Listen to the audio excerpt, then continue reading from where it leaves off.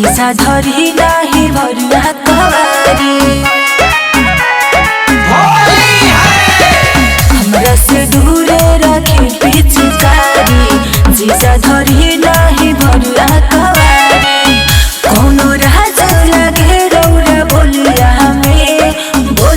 हमें साली मानव नाही अब की के होलिया में रंगावा लगाई तोहरा चोलिया में मानी नहीं अब की के होलिया में रंगावा लगाई सब चोलिया में। ज्यादा मत बोला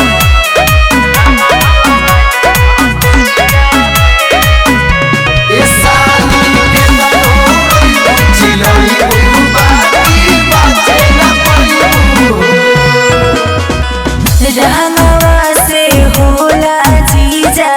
हमके लहरजी एक बेर डलवा लो साली इतने बायरजी डलवा लो प्लीज मान जाइए रंगवा से होला जीजा हमके लहरजी एक बेर डलवा लो साली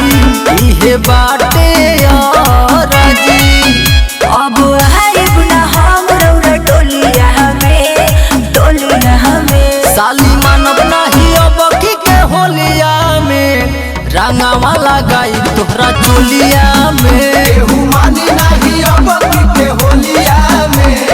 रंगावा लगाई सब चोलिया में। नावन मलोग अरे ना हो डलवा लो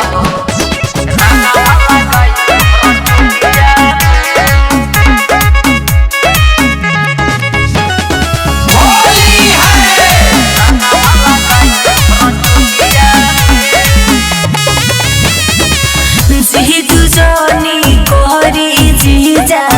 कोरी लेनी हो रहा राई से ना मोना बूता हरी हेरिंग को कोरा हो बुझलू इतना हिम्मत बा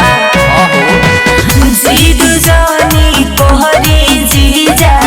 कोरी लेनी हो रहा राई से ना मोना बूता हरी रोहित कोरा हो